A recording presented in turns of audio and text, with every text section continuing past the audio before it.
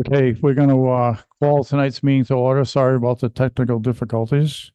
We didn't have a camera. I'm sure you all wanted to see us on film. So tonight is October 15th. It's the Board of Selectmen meeting. It's a regular meeting.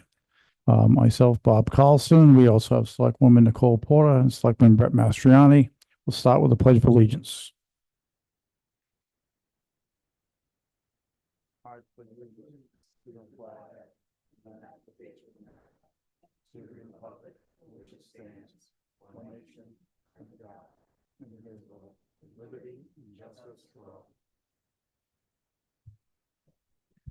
Okay, just want to mention earlier this evening, and we couldn't attend unfortunately because we had this meeting scheduled.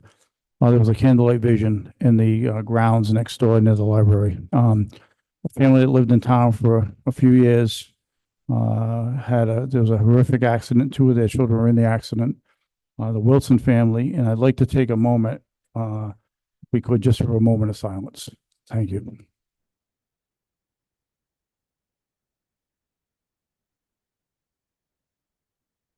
Thank you very much. Always a tragedy when young ones and a lot of kids in our school know those boys, and tough thing to come through. Public comment. Is there any public comment this evening on non-agenda items? As you know, when we have agenda items, after the selectmen get done with all their questions, I do open it up to the floor. So if there's any questions on an agenda item when we're speaking about it, as soon as the selectmen are done with their questions, I'll be glad to open it to the public. No, there's nobody online, Brett. There's no non-agenda item questions. Perfect.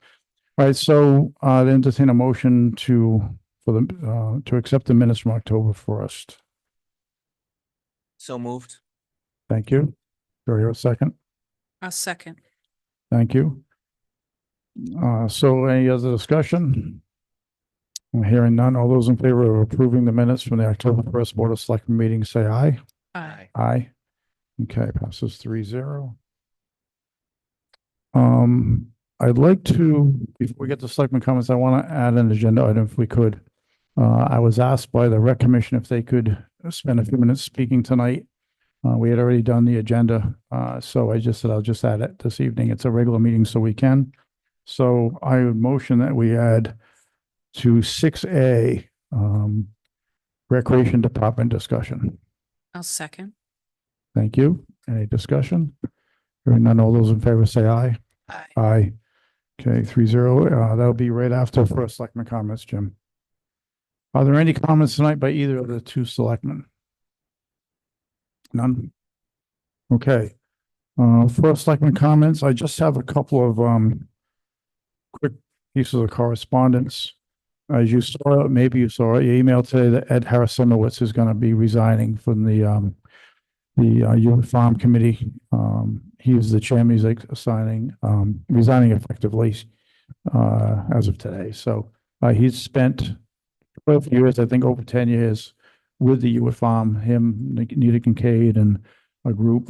Mr. Cooper, can't remember the original members, but he did yeoman's work on that committee. They do have some new members.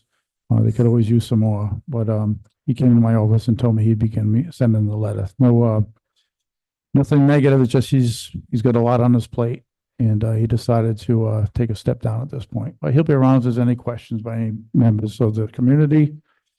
And then secondly, we have a letter from Always Home from just thanking us from Tricia Cunningham, thanking us for the donation that is part of our budget. Usually I get letters from the people who do give money to us. It's nice when they send us a letter to say thank you. So just want to bring that to your attention. And now we're to 6A, Recreation Department discussion. Jim, if you don't want to use the bigger mic, just use the small one. Hello, my name is Jim Holdridge, Chairman of the Rec Commission. A couple things that I wanted to bring to your attention is, I guess, just recently, I guess we've been notified that the slide has been is cracked from old, it cracked because it's plastic getting cold, I guess. And Alan from the Highway Department graciously blocked it off so no kid will get hurt on it, but we're gonna have to look at replacing that slide. So we're gonna have to get some quotes together and then we'll probably come back to you to look at replacing that slide before spring. Second thing is we're looking at building a new building up to the rec field, rec area.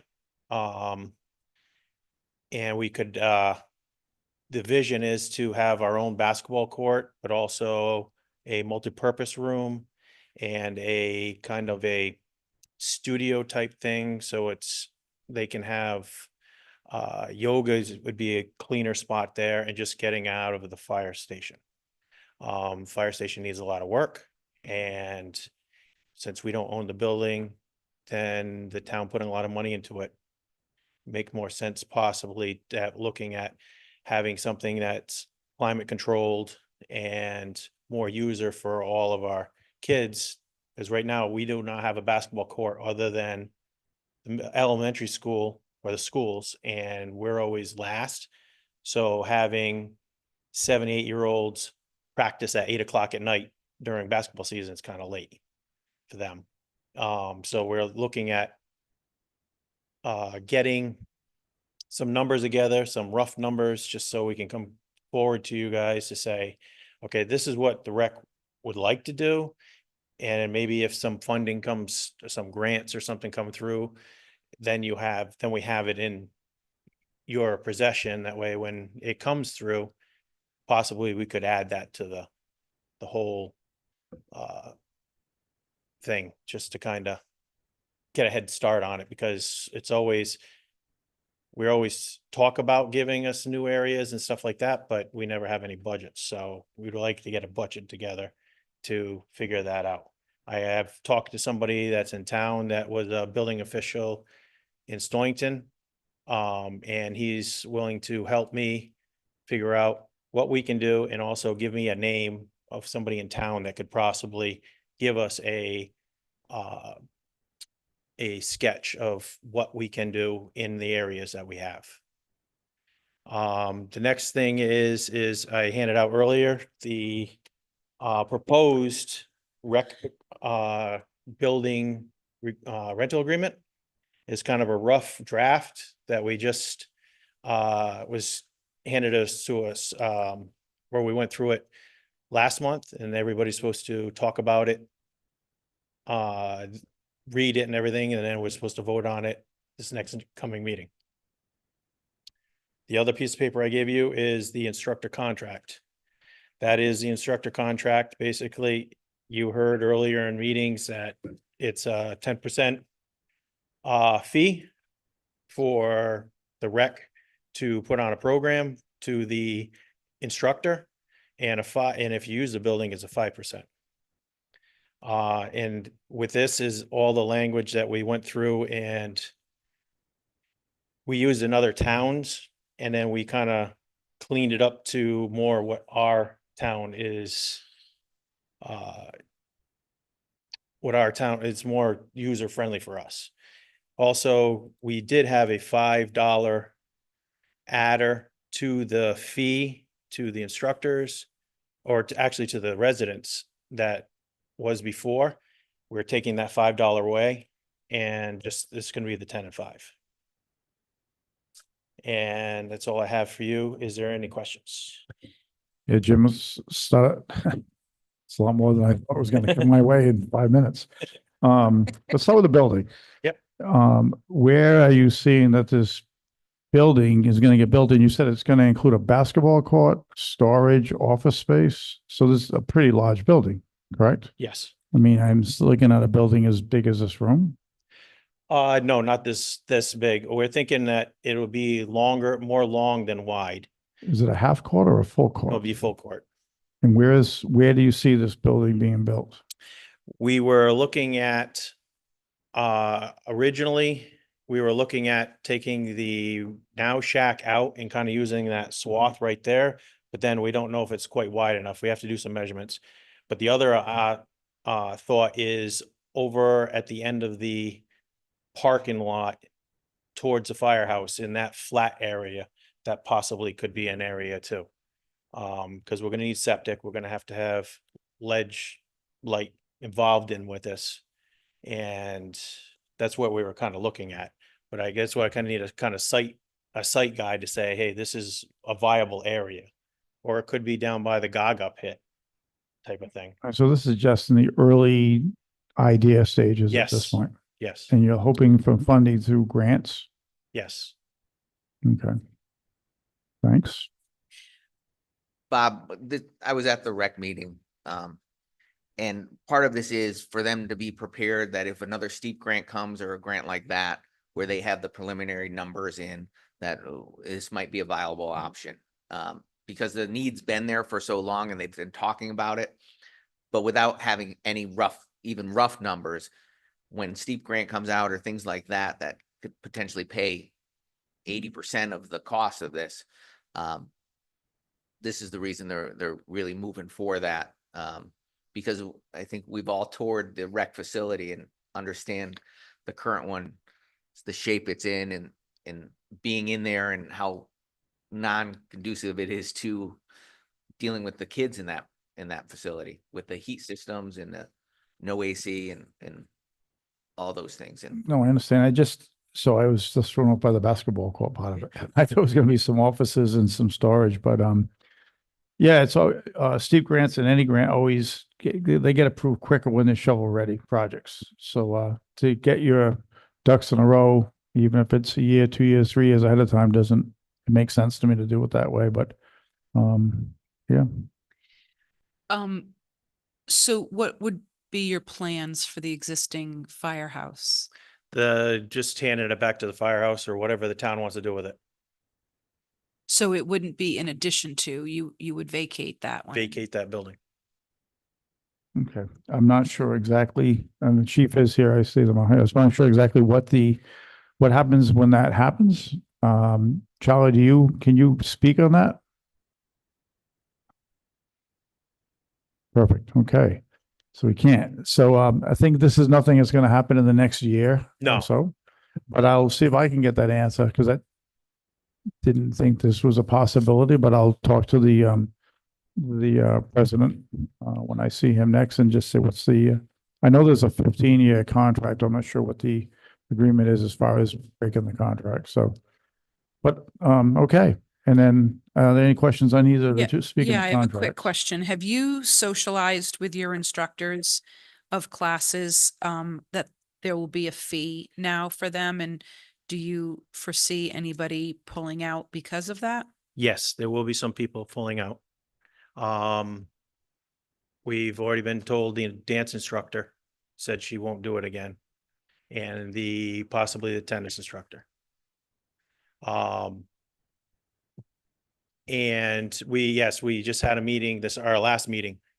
All the instructors came in, or a few instructors came in and voiced their concern of this and everything that was going on with it. Some of them were under the understanding that $5 was going to be staying in there. But then they were told, no, it's not going to be staying in there. It's the 5 and the 10%. That's, yes. Because currently, right now, you're saying they pay a $5 fee for using the facilities, but they keep 100% of what they're making off of the price of the classes. Yes, and that fee is only for rent, or if you're using the building. If you're using tennis courts, basketball courts, that fee is not there. Now the instructors are gonna get the 10%, no matter where they are. They could be even down to the school, I guess, and then they'll get an extra 5% with the school. so I do want to clarify that this was voted on in June, effective July 1st. We accepted it in our June meeting. Mhm. It just didn't get relayed to the instructors. Yeah. I just wanted to know if we Correctly. anticipate losing classes and instructors because of it. As of right now, they have said whether that is true or not, time will tell. Okay. And I have my own concerns regarding the tennis instructor and some physical altercation after that meeting that we're going to address at another meeting. Okay. Any And other also, it doesn't mean, Jim, that we can't find another instructor to teach the same thing, right? So there's more than one tennis instructor, more than one dance instructor out there. So, and I don't know of any town that doesn't have some fees associated to running programs in rec, unless they're self-run programs. It's something new and it's change. Yeah, I don't think it's much different than when we put transfer station sticker fees on. So it's growing pains. We'll get around it. But thank you. Thank you. Jim, so you guys are gonna vote on the rental agreement, Correct. and I know some of this was a little modeled after the senior center one. to a The certain senior extent. center was, no, No. they went to another towns because the senior center one, didn't have much on it. Okay, So it might be something where the senior center might want to look at. right, we might want to have the same rental agreement for any town. And Yeah, that, like yes, I that, mean, yeah. if you look at this and you can cut and paste, different names on it and whatever else, but Okay, I think the senior center one was like 2 or 3 sentences. okay. It's not, it was pretty vague. Jim, before you go, is there any questions from online or questions from the audience, for the rec commission chairman? No. No? Okay, Right, thank you, Jim. Next, Alan, you're going to present, RTA maintenance program presentation.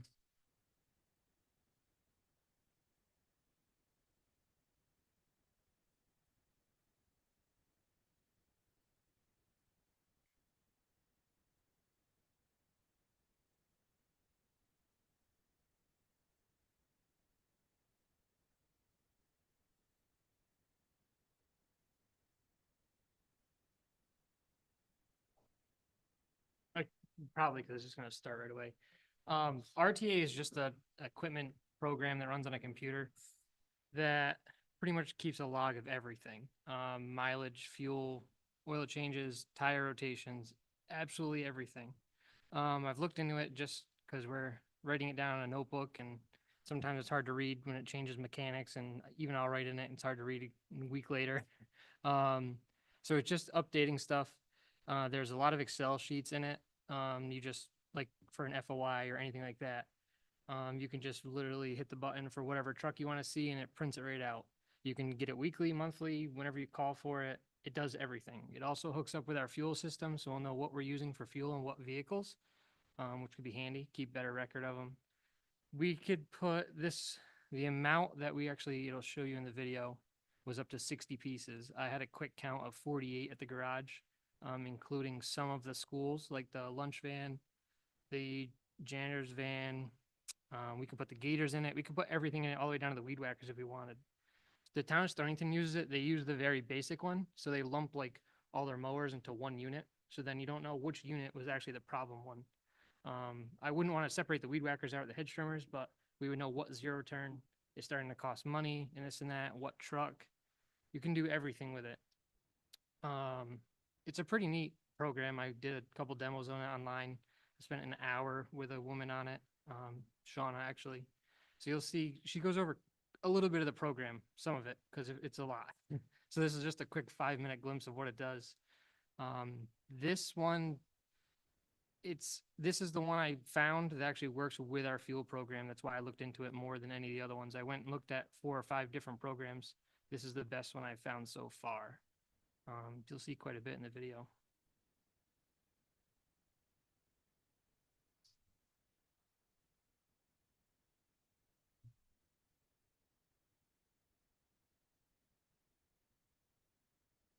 Hello, I just wanted to make this quick video for you all, just to give you a glimpse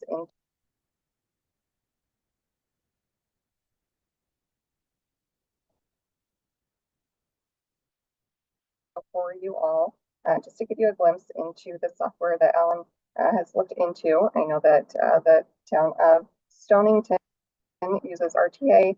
I worked with them before. If you have any, referral type questions, I'm sure that they would be happy to answer any of those just from a user perspective. But this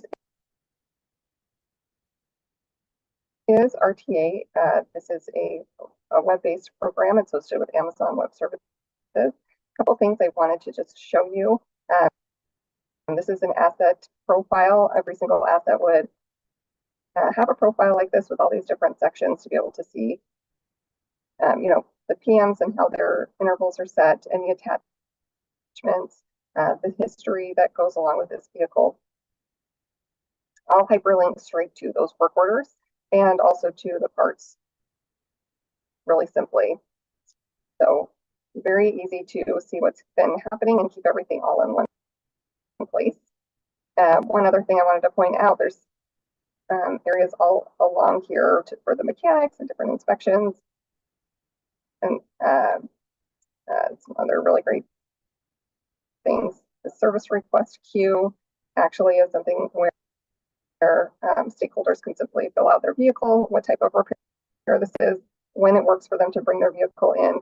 The other really nice thing about this program is unlimited storage, and when these people are filling out this form just on their phone or in their office, they can actually just plug in a picture or a video, which gives the mechanics really good visibility into what the issue is a lot sooner. That would come into this queue where you'd be able to manage them and start work orders here from this section. A couple other things.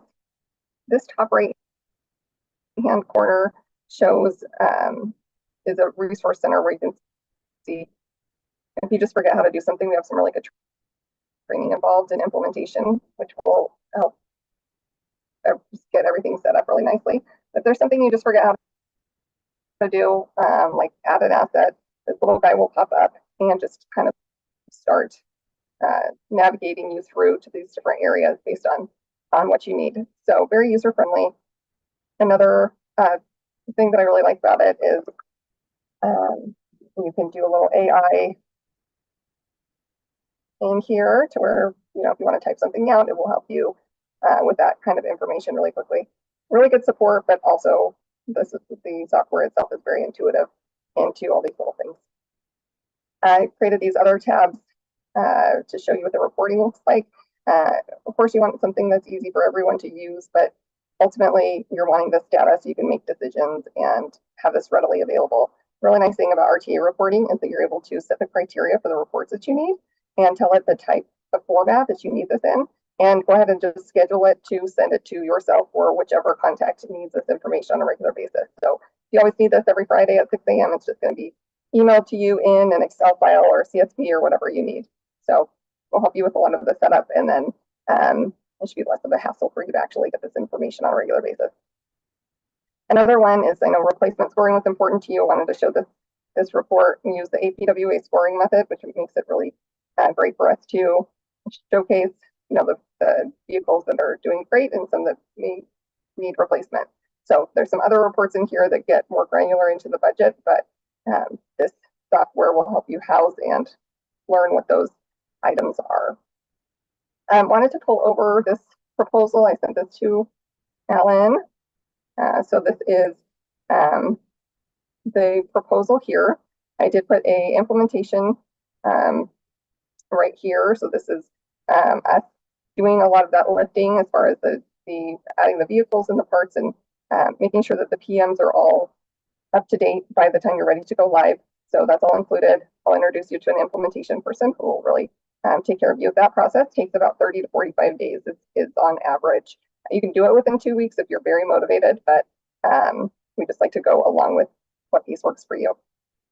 I'm proposing a gold tier to stay within your budget. This will give you 60 vehicles. It does not include some fancy integrations that we can do, but it does include an integration with Fuelmaster, which will automatically be updating those odometers in your system. So there is, for the first year, this would be the total, but then on an annual basis, we'd be looking at $4,320 a year. Okay. If anyone has any questions, please let me know. My contact information is everywhere. So I hope you all have a great weekend, and I will talk to you soon. Thanks. Bye.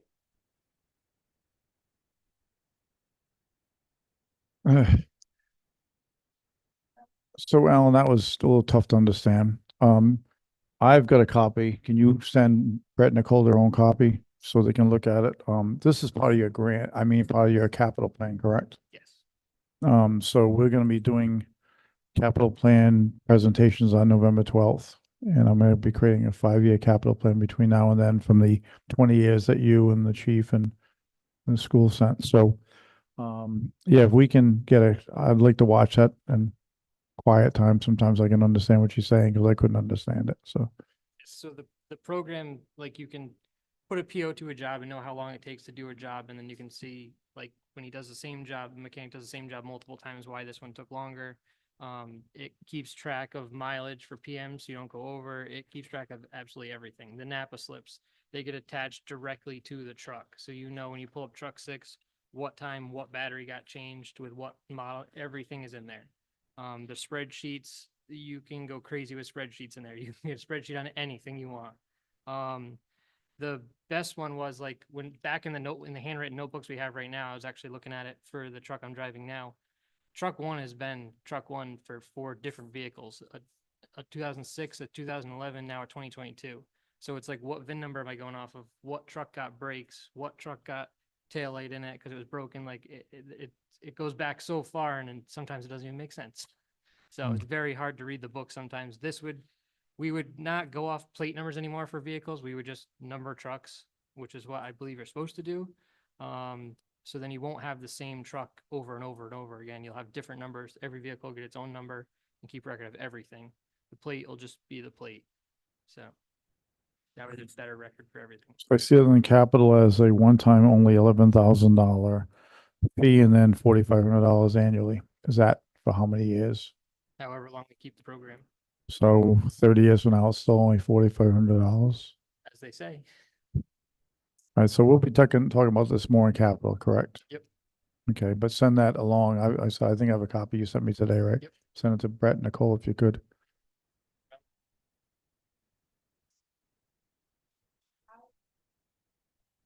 Sorry. How can we save money with this? Where do you foresee that this will help us save money?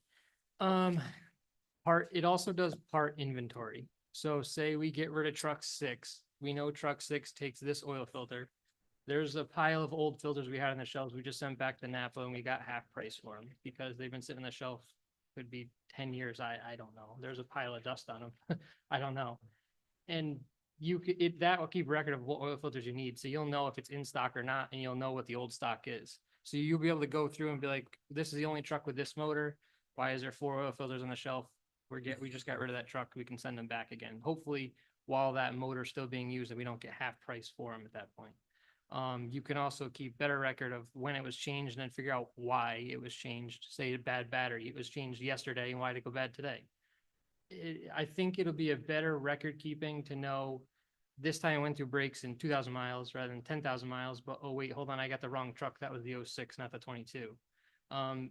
There's a lot of, I think, mix up in the book when I read it.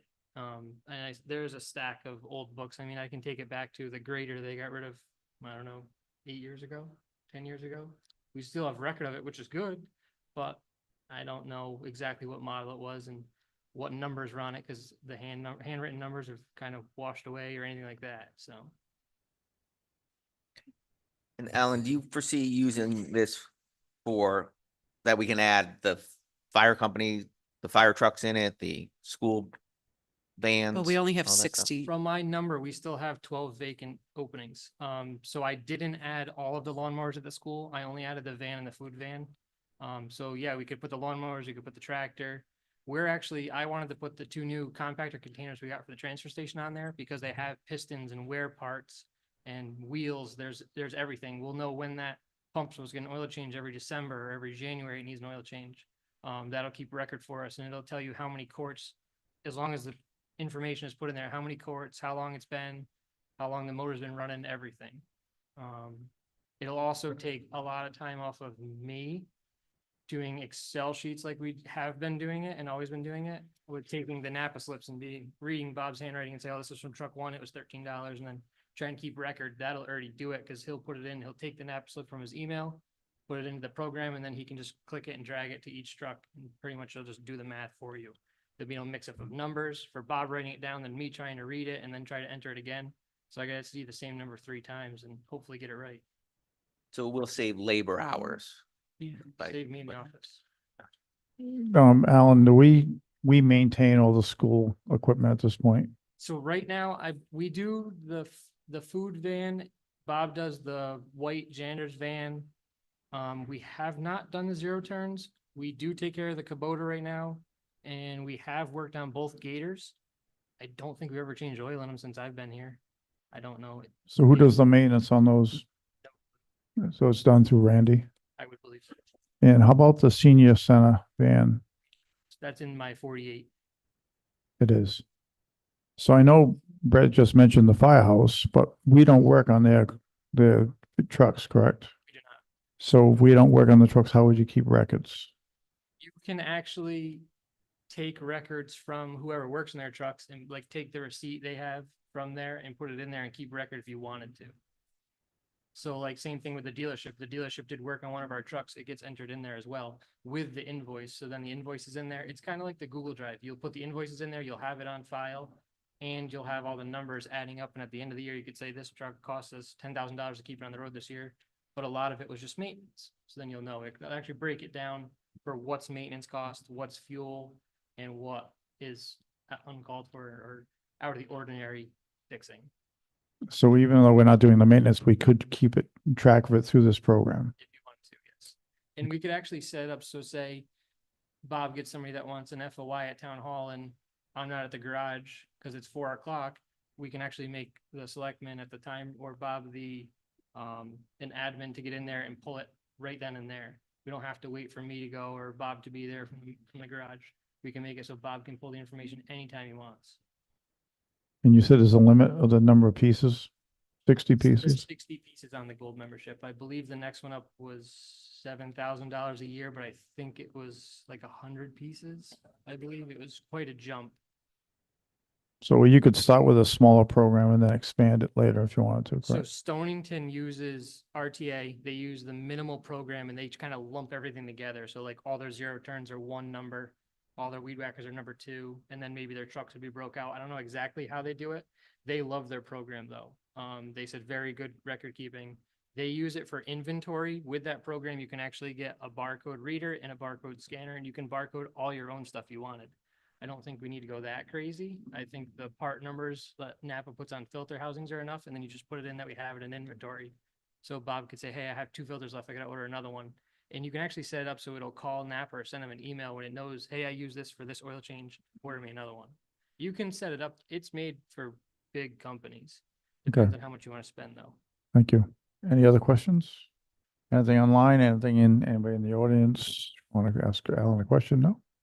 Okay, thank you, Alan. Okay, we're getting up to the main event.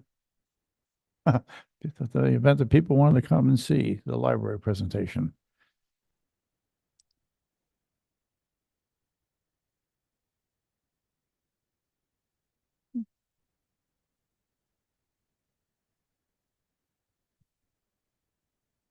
Amy, you're going to use the microphone.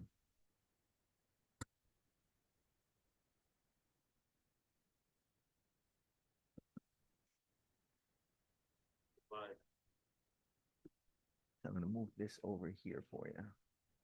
And then we're gonna share it. So you're gonna do it on this screen, really. Once we start going. If I can't see. Can you see the present button? I can't see it.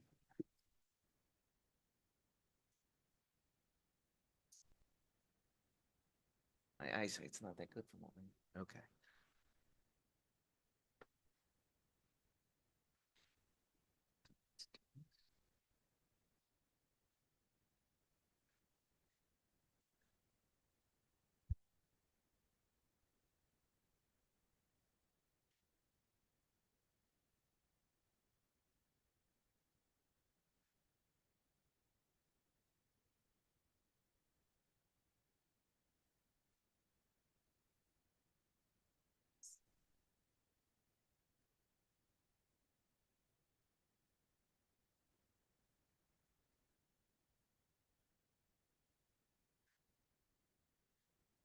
Hi, I'm Amy Kennedy, Director of the Wheeler Library.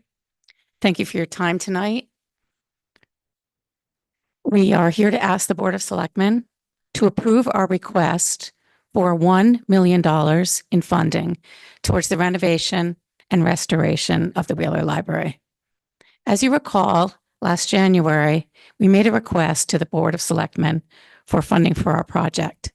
At that time, our request was for $2 million. Our request is now cut in half because we have applied for and are in good standing to receive a federal grant for $660,000. The scope of our project has not changed, but our ask from the town has been reduced by half due to our diligence in procuring federal grant monies. We ask that the town explore funding our request with undesignated funds, which would eliminate any tax increase for the townspeople and would also eliminate costly interest on a federal USDA loan. We do have handouts to give you after the presentation that contain more details. Our treasured town library building is over 110 years old. Over the last century, this building has been well cared for, with necessary maintenance being a priority. With town assistance, the building has had upgrades and repairs over the many decades. Wheeler Library was last renovated in 1990, over 30 years ago. At that time, the town of North Stonington financially supported the project with a referendum, which was bonded over 4 years, while the Connecticut State Library granted the library the other half. The town has a history of supporting the maintenance of our town library building. Wheeler Library is not a municipal agency, and therefore the town is relieved of bearing the full costs of operating the library day to day. Our endowment, annual appeal, fundraising, and grants still cover the majority of the expenses of daily operations. Our association library has been and always will be a great asset to our community. We take pride in being an independent entity that is well maintained, well staffed, and an invaluable asset to the town of North Stonington. Wheeler Library measures its value to the town by its educational, cultural, and social contributions to community life. This higher standard is reflected in property values. We have a town with an excellent school system and a vibrant, busy library that acts as the town's community center. And these characteristics contribute greatly to our sense of town pride. Today, however, our magnificent building is in critical need of repair and improvements. The Board of Trustees, Wheeler Library staff, and a committee of townspeople have spent the last 3 years researching and developing a plan of action that is forward-thinking and includes our entire community. Importantly, we want to assure everyone we are not changing the library. There are no additions planned. Instead, we are using our existing spaces to create more flexibility within the library, make the library more accessible, and a major component of this project is to upgrade the failing mechanical systems, all while honoring the historic features of the building. As the first step in funding our project, we embarked on applying for a $1 million grant from the Connecticut State Library. This was a complex application process that required putting out an RFQ for an architect, hiring the architect, submitting architectural renderings, establishing a fundraising plan, and submitting a case for our plans. We were awarded the $1 million grant in 2021, and we are required to match it to have the monies reimbursed. Receiving this grant is validation from the state that we have real needs and that this project is a worthy investment. Over the course of our 3 years of research and planning, we have identified 4 key areas: heating and cooling, correcting drainage issues, improvements to the interior spaces of the library, and activating the outdoor space. Working with our architect, we developed a cost estimate for our project in November of 2022. We have reviewed and updated this cost estimate as of August of 2024. This estimate has been the framework for our fundraising goals. You'll find a copy of the cost estimate in your handout. The largest piece of this project by far is completely overhauling the heating and cooling system and bringing climate control to all floors. In our current state, the existing heating and cooling system is a retrofit into a 1900 structure and only provides central air to the main floor. The renovation and overhaul would provide new all-electric heat pump systems, taking the building off oil. The electric heat pump system will consist of outdoor condensing units and indoor vertical floor-mounted units beneath the windows. Again, there is information about the new systems in your packet. To install this new state-of-the-art system, which will be entirely hidden from view and not impact the historic look of the building, the drop ceiling from the first floor will be removed. Currently, the existing heating, cooling, plumbing, and electrical systems are hidden under the drop ceiling on the first floor. This myriad of pipework, ductwork, and electrical wiring will be removed, replaced, and rerouted into two shafts on the first floor, which are incorporated into the renovation design. By removing the drop ceiling, we reveal a top row of windows which have been hidden from view for decades.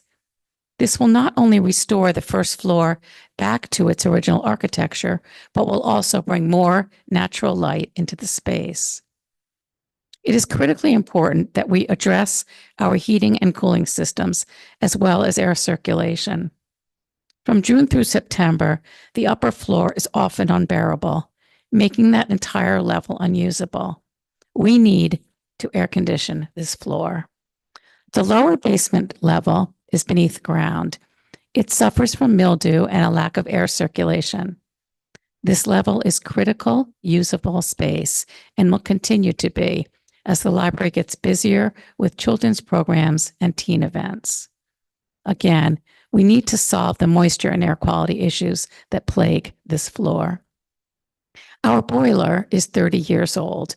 We are on borrowed time with this system.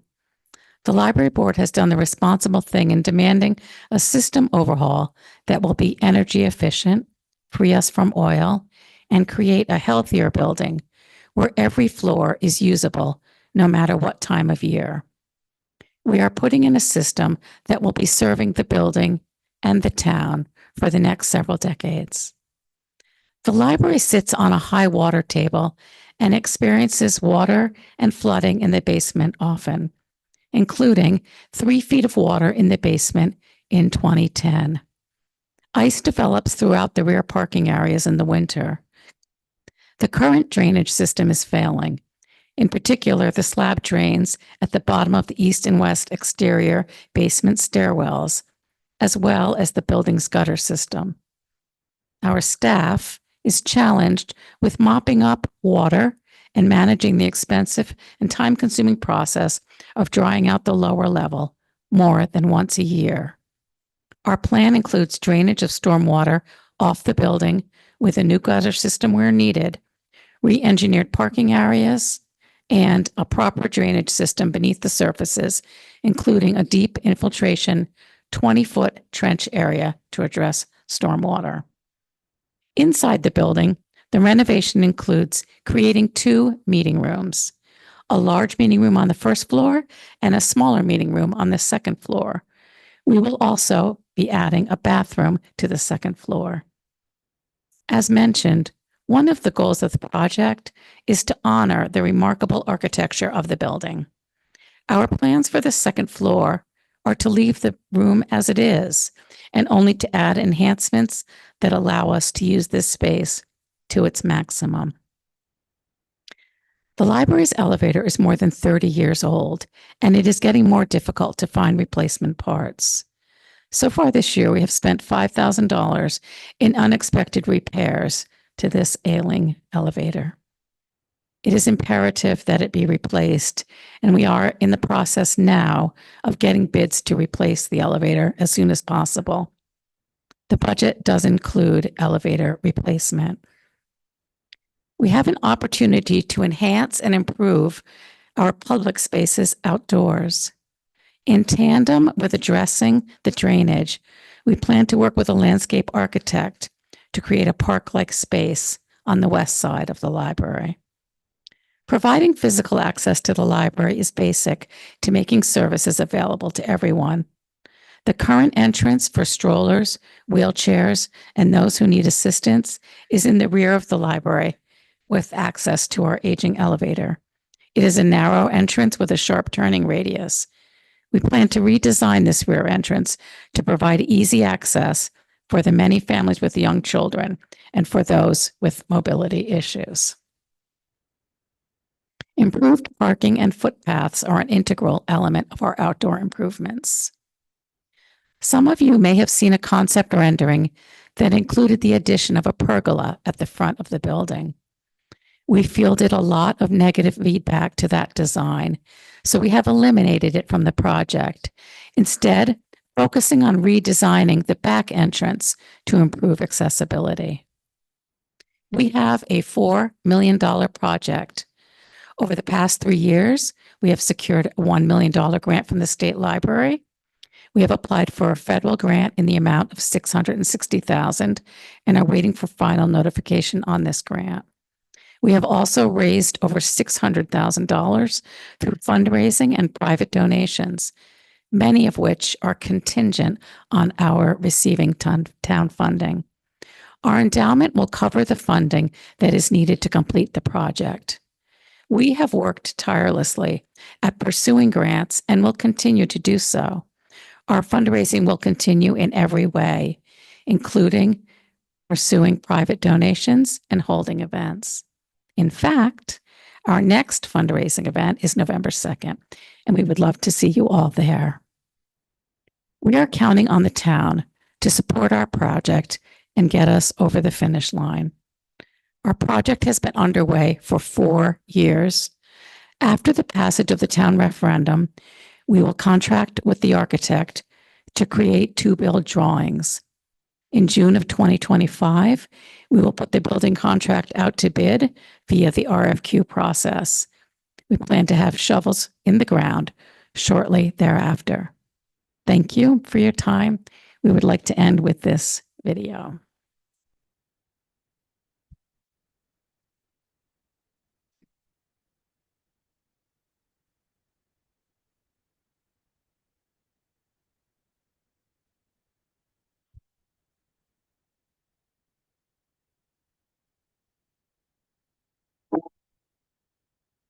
This library is, everyone will tell you this, everyone that I meet, that it is the center of North Stonington's community. They come back to me a decade, 2 decades later and say, this was the place that really made me feel like I belonged in this community. We have so many people who say it's fine as it is, but that's just not the reality. It's just not cutting it for what this community needs. This is 110-year-old building with 110-year-old beauty and 110-year-old issues that have never been updated or upgraded.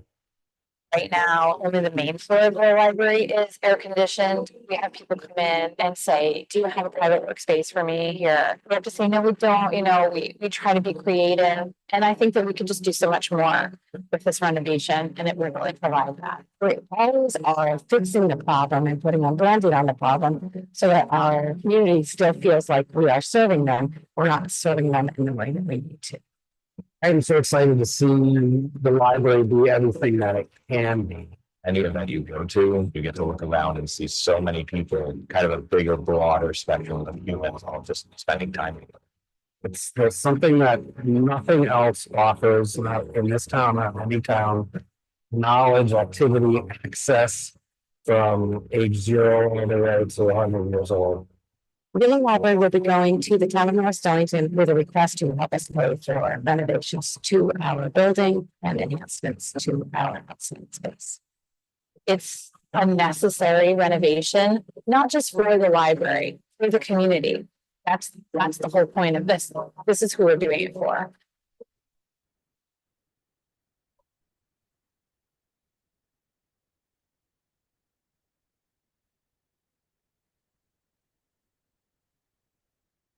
Are there any questions? Amy, what was the date again that you wanted to, you were hoping for the town to have a referendum if it got to that point? I think we were looking at after the first of the year, Because if the Board of Selectmen, move this to the Board of Finance, it will probably be November before we see them, and then we're getting into the holidays, so we're hoping for after the first of the year, but Mm. we don't want to impact budget season, so between January and March. Also, you said eliminating oil and going to heat pumps, electricity. Mhm. Is that system, how does that system compare to the oil as far as cost? I think that's a question for Kate, perhaps. I don't know. Kate, did you hear that question? So when Amy was mentioning going to electric heat pumps, electricity is expensive. Yep. How does that compare to the cost now, the heat with oil? So we haven't run a comparison of what the electric heat pumps will be, but we realize it could be actually more expensive than oil at this point. One thing that we have for a long-term plan is to install solar to offset the cost of the electric heat pumps. We would be looking to do that through grant monies. And that again is a second phase. So that's the one thing we've talked about in terms of addressing the increased cost if there is one. If that was going to be installed, where would that happen? Not we've had building looked at for solar in the past. It would have to be a ground mount, and we would find the appropriate place on our property for that. Okay. Nicole, Brett, do you have questions? We're not voting on this tonight. We're just questions. We're going to come back and look at this again on November 2nd. I'm November 12th. So Do you remember how much we have in the undesignated right now? well, we haven't done the closeout, but we're probably somewhere in the, I'm gonna guess when we get closeout, when we get our steep money back from that the state owes us, we should probably be in that $4 million range.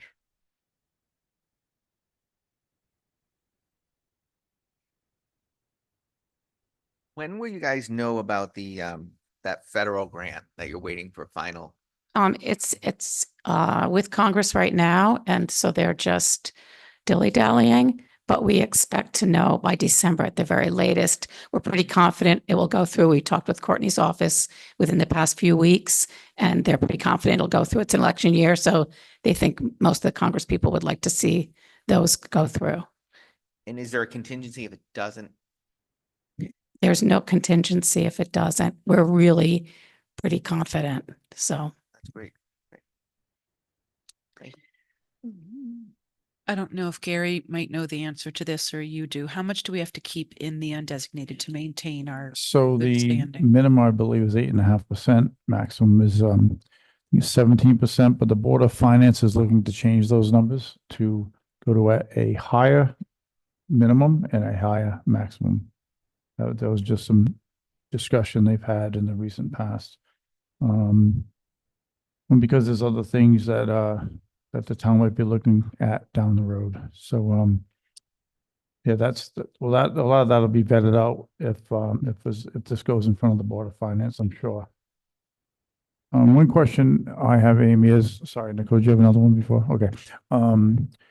Looking at this year's budget, do you project the Wheel Library budget ask to change in this year's budget versus last year's budget? So for the past few years, we've been trying to get the boards to bring the library in line with other towns who support their public libraries at about 1 to 1.5% of municipal revenue. We still would like to get to that point in North Stonington. So the library will continue to push for that number, to push for that percentage. So yes, I think we will probably come in at a higher number. Okay, so when you present, and we're doing capital now, but that'll be in the regular budget presentation probably in February, I think it is. Mhm. Okay. Once we're done asking questions, I'll open up to the floor and to the anyone online. So again, we will discuss this again on the 12th. That's our next meeting. Hopefully vote to move or not to move this forward. At that point, if the library would like to come back to answer more questions, not present again, but answer questions, we'd love to have you here in case we have some. would you like us to, email you any questions prior to that? If I get asked a question, you want me to compile those? Sure, Send sure. them We're our happy way. to answer any questions. Anything else from the other two selectmen before we open to the floor? Okay, does anyone in the public online or here in the meeting room, if you'd like to ask a question of the library, please, or make a comment, now's your time.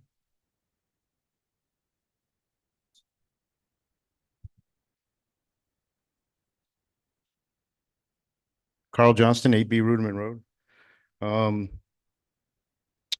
Storage, let's see. All right, let's start off with the first one. Shorten endowment by 500,000. Will that shorten your amount that you use for maintaining the building? In other words, if you take 500,000 out, your interest from this amount was so much, you take it, you're gonna shrink it. You'll be back to ask for more money from the town. Would that be right? We will not. I promise you, we will not come back to the town for additional monies for this renovation. We will figure it out. Second thing, downstairs, have you thought of the camera system at the rear elevator when you're doing your renovations for the room downstairs? So that you can communicate from the door downstairs to your desk upstairs? Great idea. But we haven't. Okay.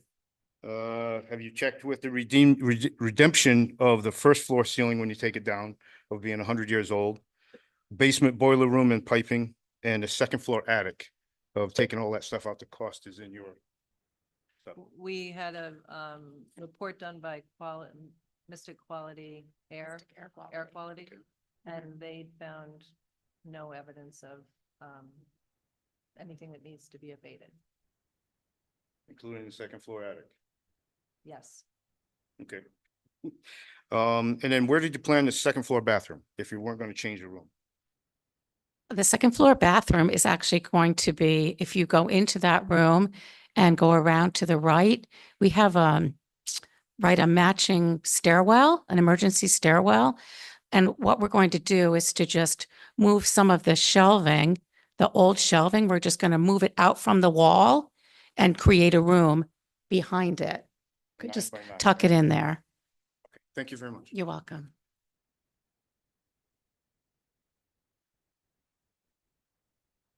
Any other questions or comments from the people in the audience today? Hearing none. We'll be doing questions and comments again on the 12th, but that will be a night that we'll be voting. So, but we'll open it up during the middle of the meeting also for that. So if you are here and you want to answer those, or if I get some in the meantime, we'll forward those to you. Okay. Anything else? Brett, you want to talk a little bit about the process?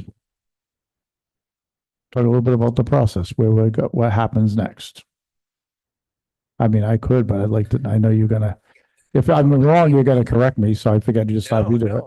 The process is we discuss it, we vote to approve it, to send it to the Board of Finance. So we've had this discussion. It's not an approval to send it there. It's an approval that we approve it as a Board of Selectmen. Are Mhm. you Support.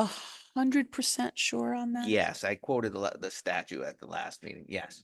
Because so you have to approve it for it to go to the Board of Finance. We can't just say, hey, let the Board of Finance take a look at it without our approval. So the steps are Board of Selectmen approves it, the Board of Finance discuss it, approves it, sends it back. We set the town meeting date or the referendum, town meeting, then a referendum date.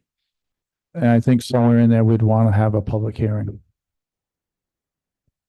Is that like we do for the budget? We have a public hearing, then we go to a town meeting. So I think it's probably one added meeting, but I think it makes sense to have a public hearing. We can talk about that later, but So what is the timeline that you guys were thinking the beginning of the year prior to the budget vote? So we need to have a town meeting, which the library will not be on in November because we have to clean up some loose ends between now and the end of the year, which we'll talk about tonight, actually. So I would think that we could have another meeting sometime in February, a town meeting in February, which that is doable. Because the next one after that would be in May.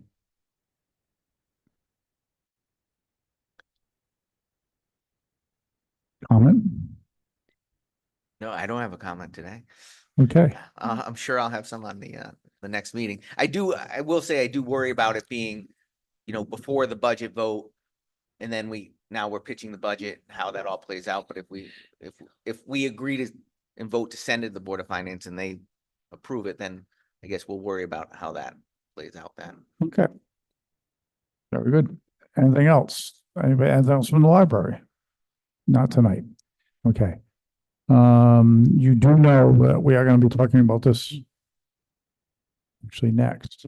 Number 9 is state of the town discussion. So I was speaking with Stephanie Matroni, the board chair of the Board of Ed, and Lisa Marzella from the Board of Ed, and we wanted to do a state of the town gathering on October 28th. And it's not going to be the state of the towns we've done it in the past, where there's a lot of talking by the state, senator, the state rep, the first selectman, the Board of Ed, the Board of Finance, the town tax assessor.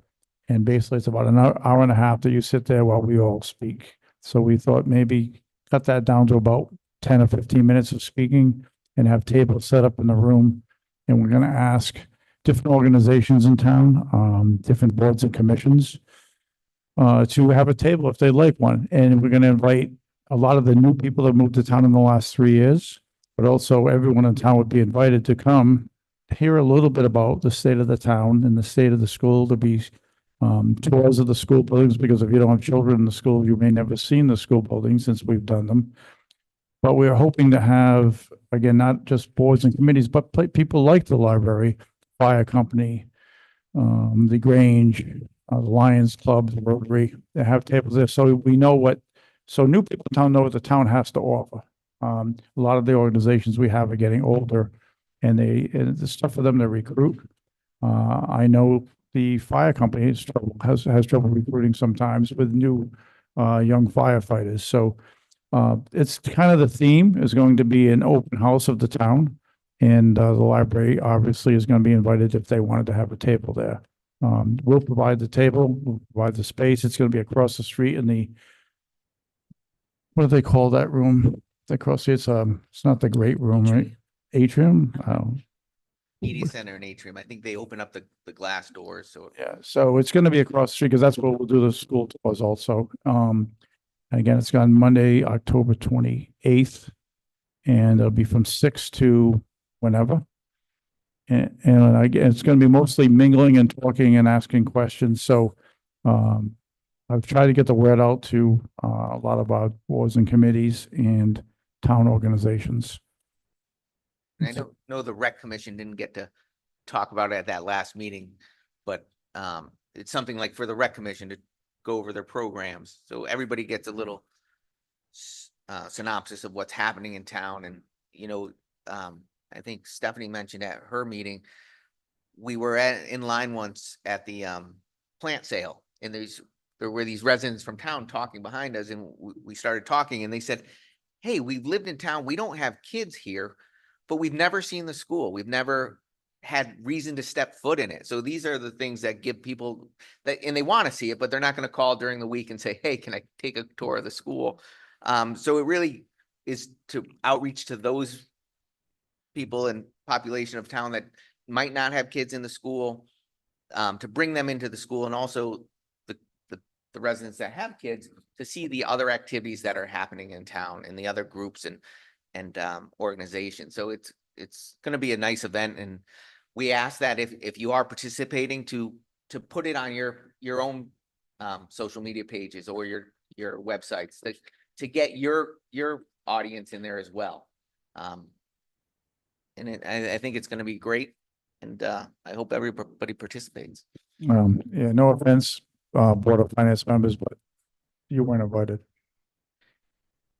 You're invited to be there, just not present. Yeah, we're we're gonna get it up for the Board of Finance in the next few months that.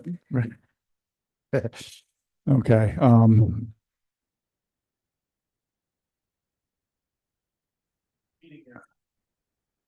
having a meeting. Because of the school tour. If it wasn't for the tours. Tour. Yeah. And I would be disappointed if we didn't banter once again, Gary. So Okay, Before we go on, can I just want to loop back to the library. sure. So because of the election on the 5th, we don't have a meeting, as you said, until the 19th. The 12th. All right, so we're off cycle. We're swapping. Yeah, so we had to move the meeting from the 5th to the 12th. I think it's on the calendar that way too, because we knew the vote was on the 5th. So we moved the meeting to the 12th and we have one the 19th also. Okay, so we're having back to back. Yeah, So I'd like to put the library on both agendas for the 12th and the 19th with the intent to vote on it on the 19th. okay, so you'd like to push the vote back Yeah. a week? I don't have an issue Oh, with that. no. So I'd like to vote on it on the 12th, but if we're not ready and we have more questions, but I'd like to have an answer to move it forward to the Board of Finance. Preferably on the 12th, but If we need more time, you want to have the Yeah. 19th as a backup date, is what yeah, you're saying? preferably if we can submit questions beforehand and have the answers for the 12th. If there are any more questions, but it's going to be getting tight with the holidays. We need to get this to the Board of Finance. Understood. Yep. So we've got the 2 meetings to do it. I'd like to aim for the 12th, and if we can close it up that time would be great. Please. We also will have tentatively a town meeting on the 25th, I think it is, of November. Mhm. Okay, any other questions on the town meeting or excuse me, the state of the town discussion and meeting? Okay, perfect. Next, number 10, ADA handicap trail appropriation.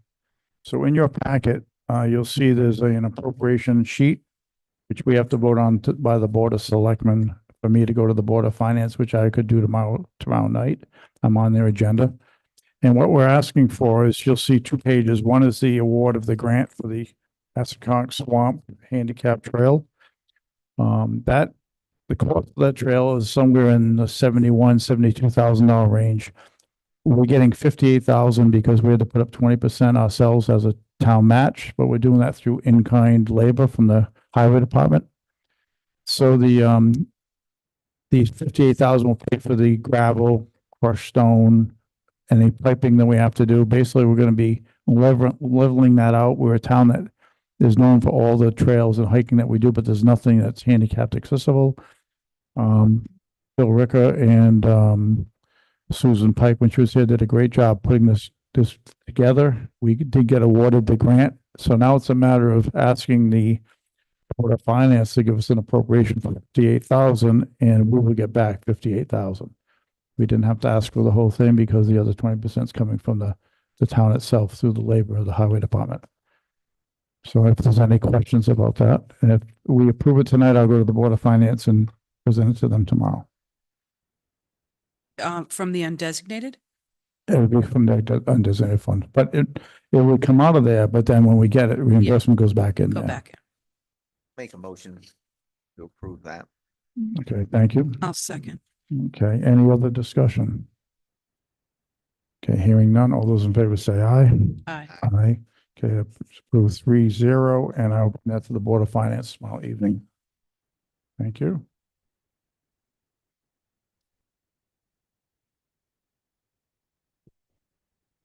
Call for the town meeting, number 11. So at our last meeting, I think it was, I gave you a packet of my research from 2016 until now of what we need to do as far as just housekeeping.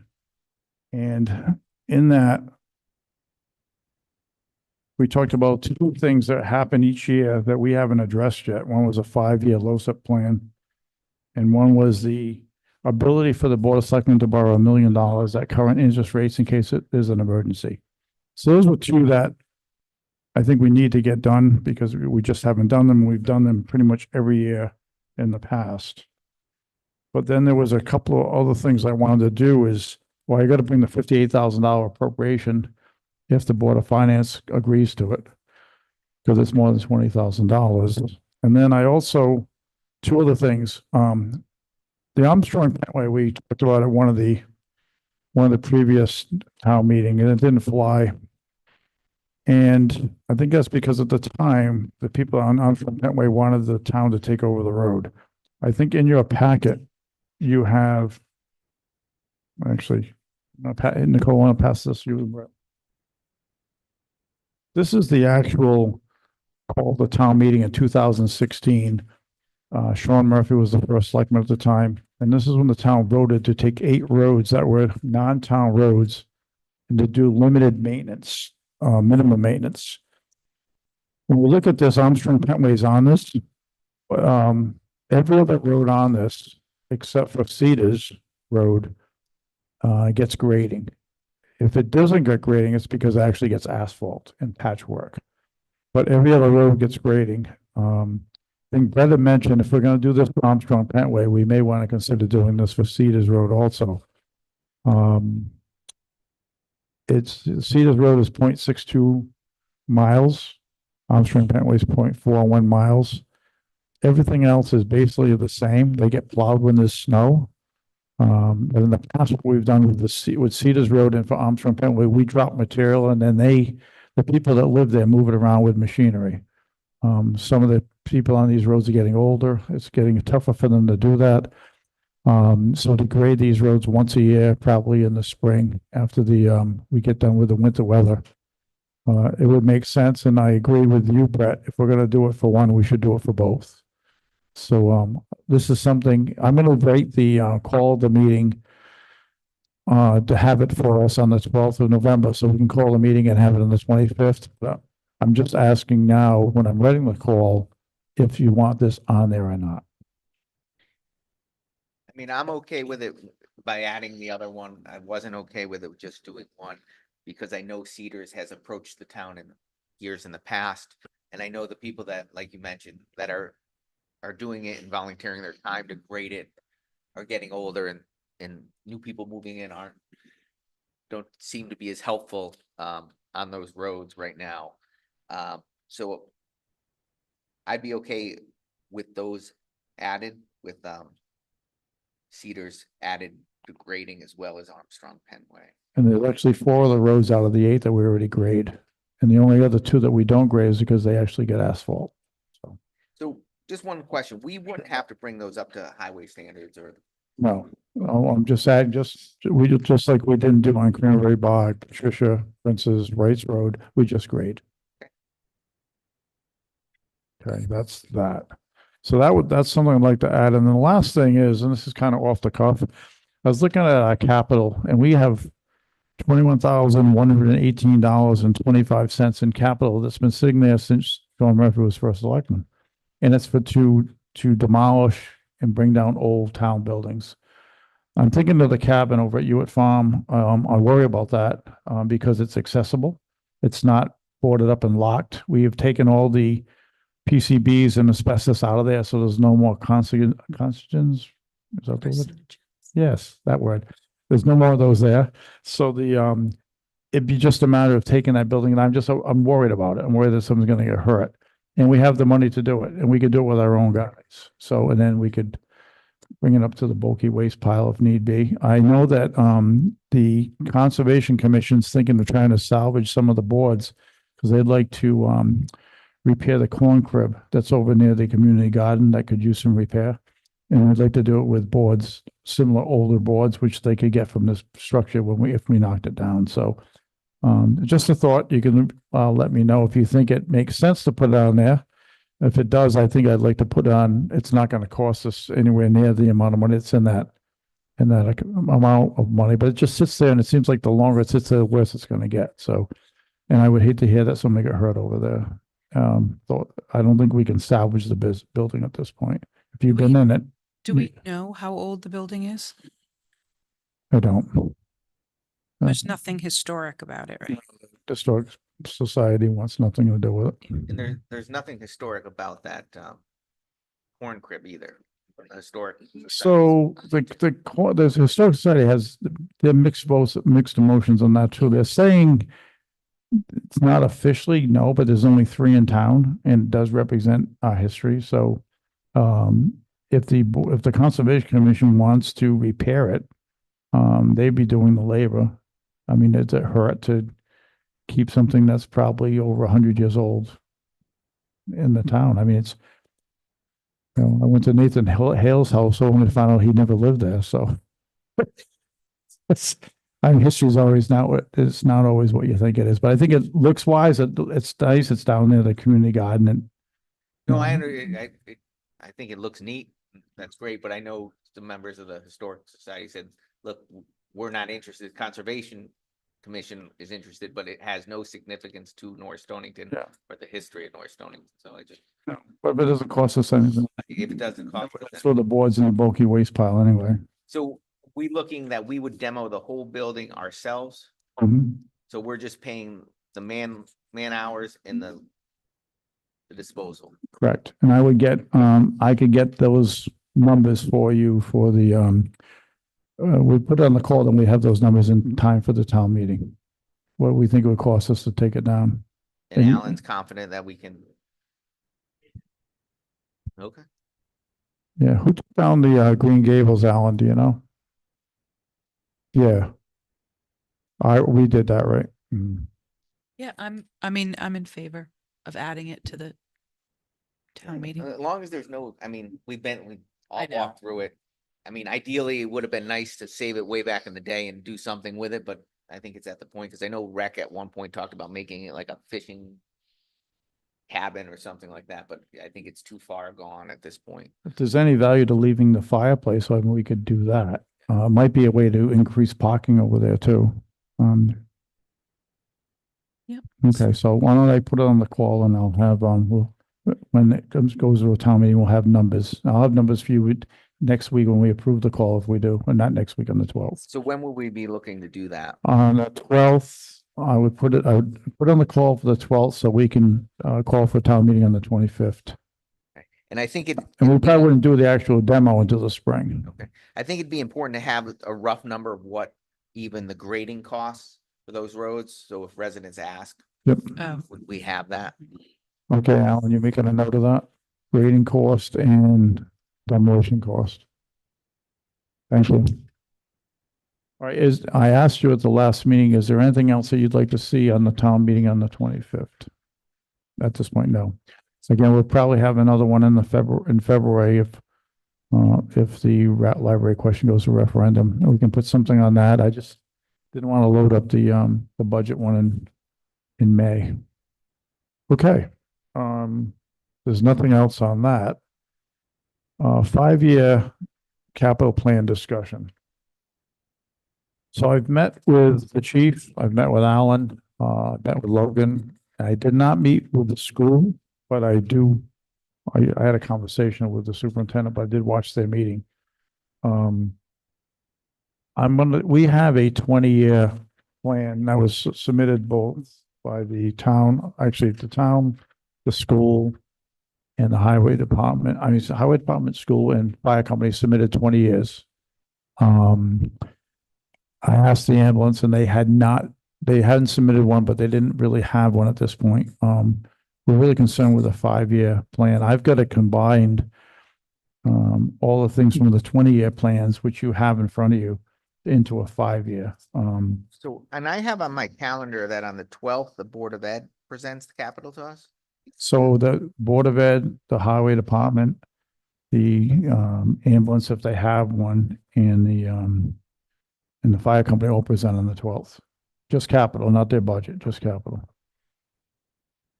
So what I would like to do for that night is have a 5-year, easy to read 5-year plan so that, we're not so much looking at the 20, but you can't have a 5-year without a 20. You have to know what's coming up after that, right? So, as you can see that both plans are spread out pretty much. Even the fire company plan, even though there's some expensive equipment in there, it's spread out, at least over the first 20 years of they actually have a 30-year plan. Because they have, when we talked about their equipment being expensive, we have 3 10-year decades of capital. They have 6 major vehicles spread over, and if they each give you 30 years of service, you could buy 2 pieces of equipment each with 10-year notes, each of the 3 decades. So that's the way we looked at it. Of course, they always have, we're going to have yearly capital also when it comes to, hang on, let me just get that out.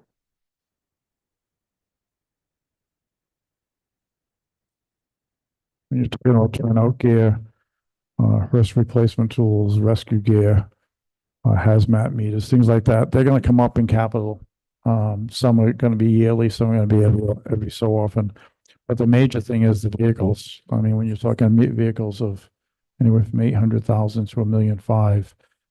So this is a first draft that I came up with the chief as far as the, first 20 years.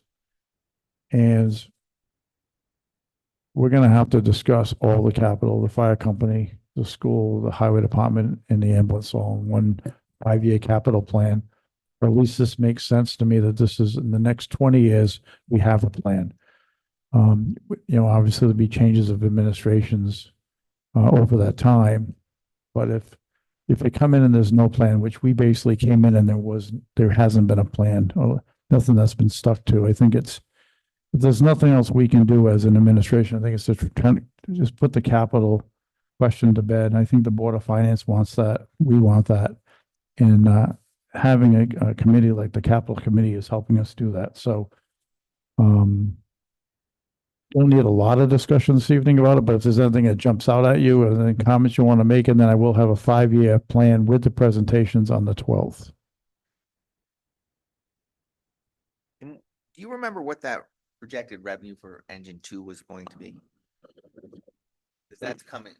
I don't, so I know there's $125,000 right now in capital that we're going to be looking at deobligating a large portion of that. The fire company is going in front of the Board of Finance tomorrow night to ask for some direction on using a small portion of that money that's been put aside for that particular truck. But I'm not exactly sure. Maybe you can ask the chief that question. Charlie, do you have an idea what you're going to sell the engine 2 for when you get around to selling it?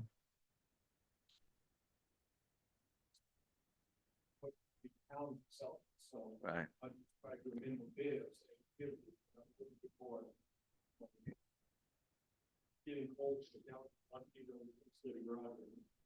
So, since you didn't use the microphone, I'll repeat what you just said. So the chief said he thinks that, obviously it's a town vehicle, the town sells it. Right. He had hoped that the town could get at least 50,000 for it. Now we have that, we're starting to try to utilize that online bidding.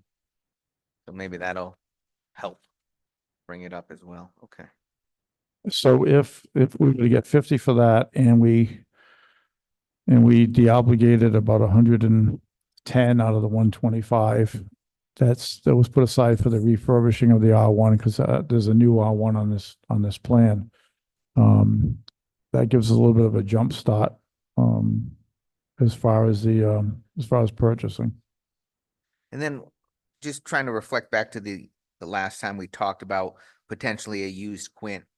I know, Chief, you talked about a used Quint that was about 10 years old is what you were, I know at one of the last meetings you talked about a used Quint that was about 10 years old that we'd be looking for. Brett, can I have the chief come up to the microphone so we Yeah, can- sure. I don't have to keep repeating his answer. Thank you. But in here, it says buys used Quint, keep for 10 years. So if we bought one that was 10 years old, wouldn't we get to keep it for 20 years? Or are you looking at an older one? We're looking at an older one, not as old as what we have, but to get us for another 10 years. We know the one we have now is already 30 years old, basically.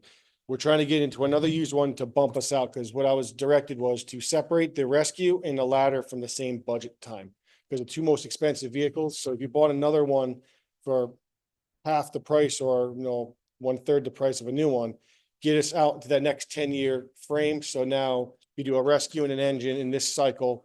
And then 30 years from now, the next, whoever's sitting at these tables aren't faced with trying to buy a rescue truck and a ladder truck at the exact same time again. And then one last question for you. Do you have any experience or know of any feedback on, I know there's some fire companies throughout the state that went to independent consultants to former fire captains and things that have consulting companies that go in, look at all your equipment, your number of calls, and do an analysis based on what what the needs should be. Have you heard of any response to We've never that? done that, but we did have a town committee that was formed, back when Mike Ergo was first selectman. It was fire company, townspeople and, ambulance involved. They did do a study and it came out to, the fire company is under-equipped for the town. A town this size, average in the state of Connecticut and surrounding communities have typically 3 fire stations in a town our size with more apparatus and more people and a level of paid staffing. I'm realistic. I know we're not going to be building 2 more firehouses anytime soon in North Stonington. But we did do a town study that lasted over a year that gave us all that information. Yeah, I'm referring to, these are experienced, like, experts in equipment compared to town residents, but I know some towns have done that before they went out for bonding, and I don't know if it helps with the bonding or what, but maybe it helps reinforce the needs. And it wasn't anything expensive from what I've seen, but I didn't know if you talked to any chiefs that had those independent. No, I don't know anybody in this area that's done that. But Okay. we can share the names of companies like that. And if we can get some funding to do a study, I've been more than happy to do another study. So I'll support anything we can to prove what we need and what we need to move forward with. So to that point, and if you have I'm gonna guess our guys, you and your crew are pretty knowledgeable on what you need. However, you know, when the fire company keeps coming to the town over the years with you or your predecessors before you, Mhm. it's always been, you know, kick that can down the road. The firefighters always want everything, right? You always want the newest toy. You always want everything. You hear that, I'm sure. But we hear everything. So if that's the story, that the feedback you get over the years, and as Brett just mentioned, if you can get an independent company to agree with you and then have them say to the town, no, listen, these guys, this is what you need. I mean, I think that may add more credence to the thought of what you need and when you need it, correct? Well, I'll also see this as a potential derailment for the next budget. We're gonna try to do a study. And then again, typically in North Stonington, we throw studies at things, it pushes off the process another year, 2 years after. We've done this before. We've shown, I could draw it on a whiteboard right now. You take any one of the pieces of apparatus we currently have, because the comment, oh, we have too many trucks. You take one of those pieces of apparatus out of that equation during a structure fire, it falls on its face. If we had a hydrant in district in North Stonington, we would need a tanker.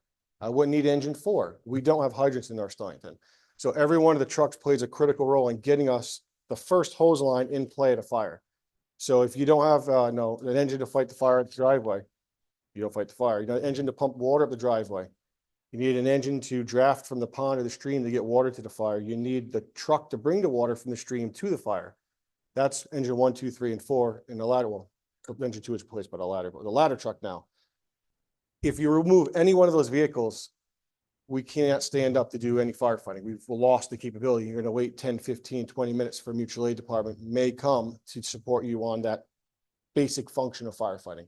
So what we have is the bare minimum of what this town needs to actively fight a fire at the first roll up.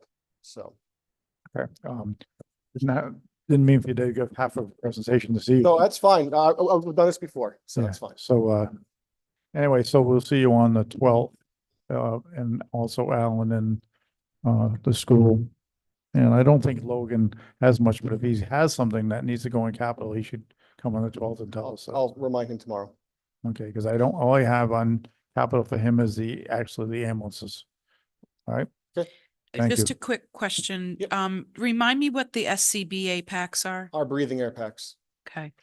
Is there any benefit to taking, I'm just looking at 2033, how we're ever going to come up with $672,000 just for the firehouse? Is there any benefit to spreading that and saving for them so that whole 200,000 doesn't For the air hit? packs.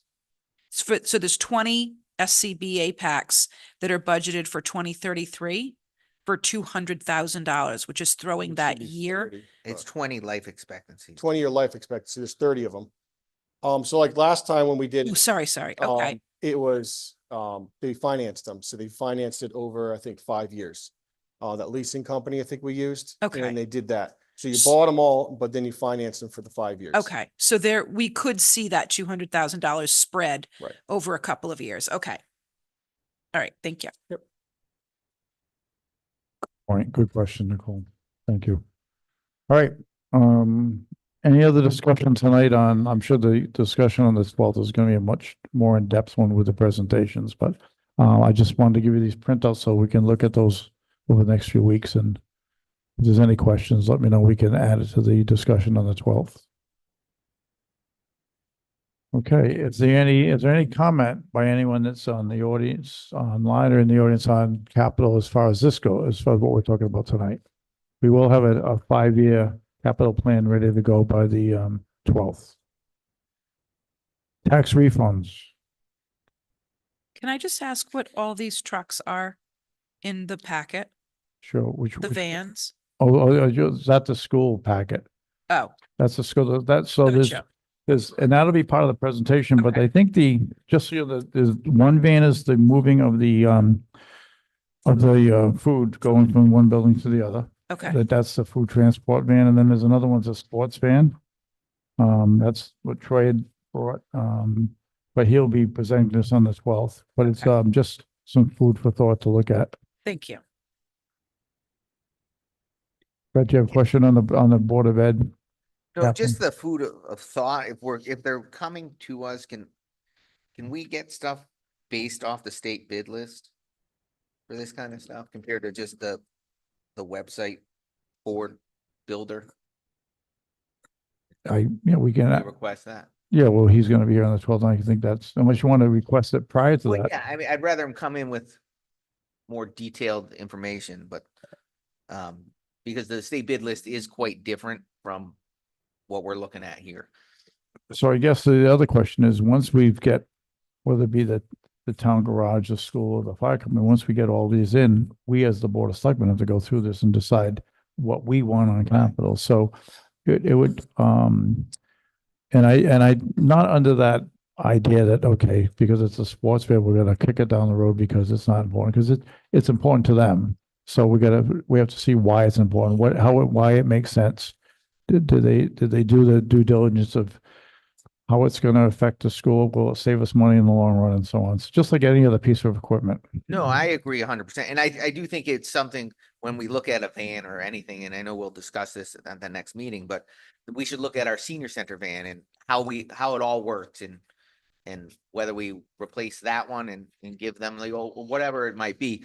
But when it comes to, since we're gonna have to discuss this as a board after, I would just like more realistic numbers, because I know, for instance, I think on the fire company's truck, if you looked at retail of the truck compared to what we got it for or getting it for through the bid list, I mean, I think it was like a 15, 20 grand difference, at least 15. So that plays a role when we're looking at these things. And if you look at the van for $49,000, 48,000, if it's really a $30,000 van, I think we should know that going in, because I'd hate to say, yeah, we want to do this and cut something else off because we're counting that money towards a full price retail. Let me do some research too with Alan and Teresa to see exactly those vans that we do own. We own two, right? We Yeah. own a 8-passenger and what is it, 8-passenger and a 16-passenger or 14-passenger, something like that. How often do they get used? Are they just, I know sometimes Alan will say, someone needs to go drive it around the block because it hasn't been started up in 2 weeks. So if they're just sitting there, why aren't we using those? I did, during COVID, when they were in trouble getting bus drivers, the sports teams did use the senior van quite a bit. And we charged them quite a bit less than M&J was charging them to use those. So it was a win-win. With the van was being used and they were saving money. So if we have these vans in our possession, why couldn't we? I mean, if it sits there 6 out of 7 days, why couldn't we use it? Right. So And those are things we should look at those as we talk about shared services and shared group, especially if we get this new software that we can track our maintenance. But it wouldn't be and we'll talk about it, but it wouldn't be a bad idea to have one really good van and then keep that one for the spare and go back and forth. But I mean, it does have the potential, especially the sports van and the Board of Ed, to save money for the town compared to the expenses, but it's different pools. mhm, But I would just like more realistic numbers when they're presenting those to us. understood. Yep, makes sense. And I know Alan's been doing a really good job with that, with the state bid list and really going through what providers are in there, because if there's multiples, it doesn't necessarily mean you have to go with that one. It just means they're all approved on the state bid list. One might have better pricing than the other. And I know he's been doing his due diligence to make sure that pricing is the best out of those state bid lists. So Alan's been very busy. In fact, when we post that job before, I wouldn't be surprised if he doesn't apply. Yeah, we've been keeping him busy, not only with doing that kind of research, as you said, but seems like every day with the weather going to be changing shortly, we have a short window to get asphalt work done, road work done, and so on. So, he's under the gun to get we got quite a few projects. He has a whiteboard up at the highway garage and the list keeps growing. So, all right, thank you. Now, tax refunds? So I will make a motion to approve $1,077.48 to BCFS Auto Leasing, JP Morgan Chase Bank, and Honda Lease Trust. I'll second. Okay, any other discussion? Hearing none, all those in favor say aye. Aye. Aye. Aye. Okay, 3-0.